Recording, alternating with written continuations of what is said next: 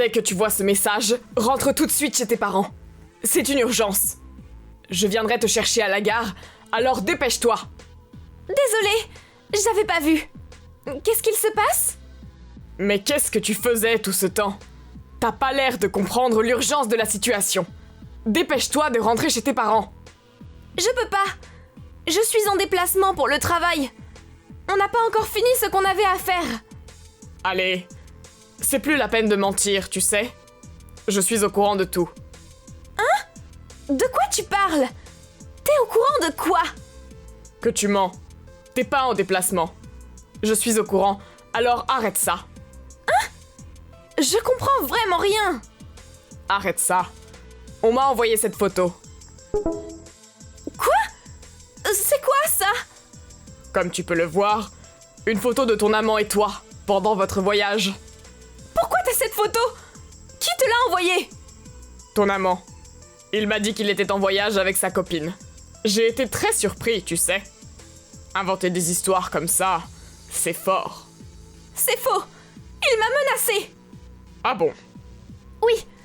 Je marchais dans la rue et tout d'un coup, il m'a abordé, m'a forcé à le suivre et... Je préfère pas raconter la suite. Il m'a dit que si je l'écoutais pas, il montrerait les photos qu'il a prises à tout le monde. J'ai pas eu le choix que d'obéir. Arrête d'inventer des histoires. Je sais tout.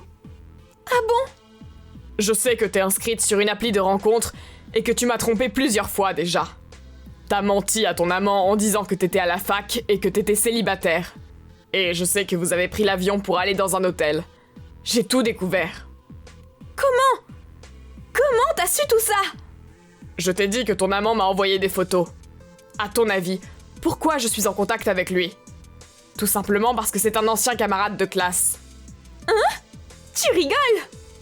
J'en ai l'air. Louis était super content de m'apprendre qu'il avait trouvé une copine plus jeune que lui. Et qu'ils avaient prévu de partir à l'hôtel pour passer les vacances ensemble. On a tous les deux été surpris quand on a compris que cette fameuse copine, c'était ma femme. Il était vraiment triste, le pauvre. Même s'il n'était pas au courant, avoir une relation avec la femme d'un ami, c'est vrai que ça doit être choquant. Ah... Ok, tu sais tout, alors... Ça sert plus à rien que je mente, alors... J'avoue tout, je t'ai trompé. T'as décidé d'arrêter de mentir? Ça y est? Oui, puisque tu sais déjà tout. Ça ne sert à rien que je cherche des excuses. Tu crois pas avoir oublié une étape? T'excuser, par exemple. Ou alors c'est juste que t'as aucun remords. Si je m'excuse, tu vas me pardonner? Je crois pas. Si tu veux mon avis, tu vas plutôt me parler de divorce. Donc, à quoi ça sert que je m'excuse? C'est pas une question d'être utile ou non. Tu trahis ton mari et ton fils, et tu t'excuses même pas. Il y a pas pire comme comportement. C'est plus important, puisqu'on va divorcer. Et je me remarierai avec Louis. Il gagne autant que toi, non? Si c'est le cas, il vaut bien plus que toi. Ah, et évidemment, je demanderai la garde de Théo. Il sera bien mieux avec Louis et moi, plutôt qu'avec toi. Quand il a su que t'avais un mari et un enfant, Louis a dit qu'il te quitterait. Il t'a dit qu'il était aux toilettes, non? En réalité, il a déjà pris ses affaires et il a quitté l'hôtel. T'as pas remarqué? On dirait bien qu'il t'a fui. Je crois pas qu'il ait l'intention de se marier avec toi. Il est parti parce que je suis mariée. Une fois qu'on aura divorcé, ce sera différent. Tu m'as sali. Mais t'inquiète pas, tu finiras pas indemne de cette histoire. Je t'ai sali. C'est toi qui es parti avec ton amant. Au pire moment en plus de ça. T'as pas eu besoin de moi. Tu t'es débrouillée toute seule pour le faire. Joue pas la victime, tu veux? Au pire moment? Comment ça? Au fait, tu m'as demandé de rentrer chez mes parents. Qu'est-ce qu'il s'est passé? Ton père est décédé. Quoi? Il y a environ 5 heures. Pourquoi? Je comprends pas. Il allait très bien. Il m'a jamais parlé de problèmes de santé. Pourquoi lui? Un voleur est entré chez tes parents aujourd'hui. Il avait un couteau. Il a poignardé ton père. Théo était justement chez tes parents aujourd'hui. Ton père a essayé de le protéger. Hein? Pourquoi tu mens? Ton frère était là aussi. Il a réussi à neutraliser le voleur et à appeler la police. Les urgences sont venues chercher ton père. Mais c'était trop tard. Il est quand même resté conscient à un bon moment. Quand je suis arrivé à l'hôpital, il respirait encore. Dis-moi que tu mens! C'est plus drôle, ok? Je mens pas. Quand Louis m'a montré vos photos, j'ai pensé attendre ton retour pour te mettre devant le fait accompli. Mais avec tout ce qu'il s'est passé... Tu rigoles vraiment pas? Mon père nous a quittés? Oui. Avant de mourir, il m'a dit quelque chose. Je suis heureux d'avoir pu protéger votre fils. Tant qu'il est sauf, je n'ai aucun regret. Papa... Ton père était en danger. Et toi, pendant ce temps, tu passais du bon temps avec un autre homme que ton mari. Ton pauvre père méritait pas ça. Je pouvais pas savoir. Je vais rentrer sur le champ. Vous êtes où, là? À l'hôpital? On n'a plus besoin de toi. Ta mère et ton frère regardent aussi notre conversation depuis le début. Ils sont très énervés. Ils ne veulent plus te voir dans leur maison. Et ne pensent même pas venir à l'enterrement. Pourquoi? C'est l'enterrement de mon père! D'accord, j'ai fait une erreur. Mais quand même... Ta famille m'a dit que s'ils te voyaient, l'enterrement sera gâché. Ils veulent pas faire toute une scène par respect pour ton père. Tu peux comprendre, non? Moi, je serai occupée avec la préparation de l'enterrement et je vais devoir faire attention à Théo pendant un moment. Il a été choqué. J'ai pas le temps de m'occuper de toi. Je préfère aussi que tu sois pas là. Je peux comprendre pour les préparations de l'enterrement. Mais Théo, il a justement besoin de sa mère. Sa mère, qui était injoignable alors que son père avait besoin d'elle.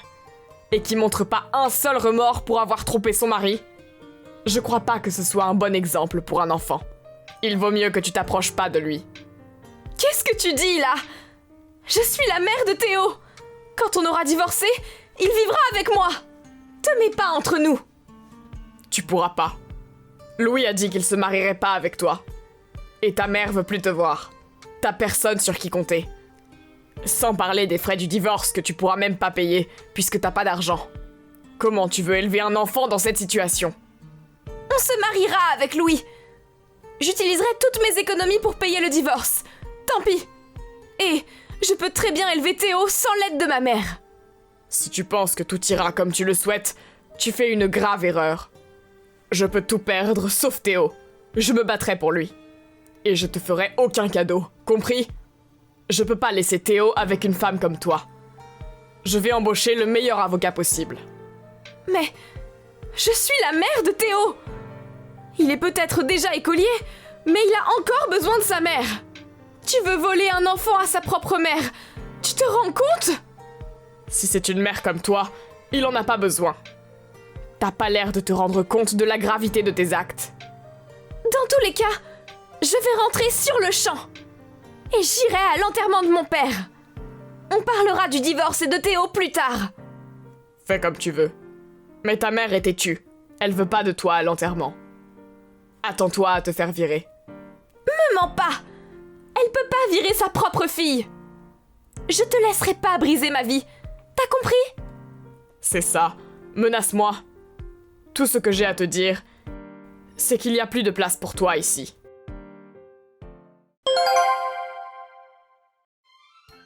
Quelques jours plus tard, Myriam a débarqué à l'enterrement de son père. Mais elle s'est vite faite refouler, après avoir reçu une claque de son frère et de sa mère, en pleurs.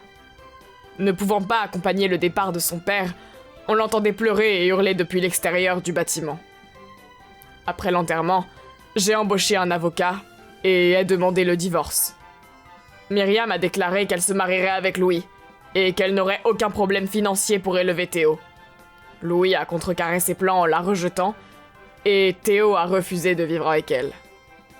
Finalement, j'ai gagné la garde de Théo. Myriam a payé tout l'argent qu'elle devait et le divorce a été prononcé. J'emmène parfois Théo chez la famille de Myriam, mais il n'a pas revu sa mère depuis le divorce. Quant à Myriam, elle vit maintenant dans un vieil immeuble insalubre et connaît des fins de mois difficiles. Son supérieur, qui a assisté à l'enterrement, a été mis au courant de l'infidélité de son employé. Et la rumeur s'est propagée dans l'entreprise de Myriam qui travaille sous les regards critiques de ses collègues. Il paraît qu'elle rase maintenant les murs et qu'elle se fait la plus petite possible. Merci d'avoir visionné cette vidéo. N'hésitez pas à la liker et à vous abonner.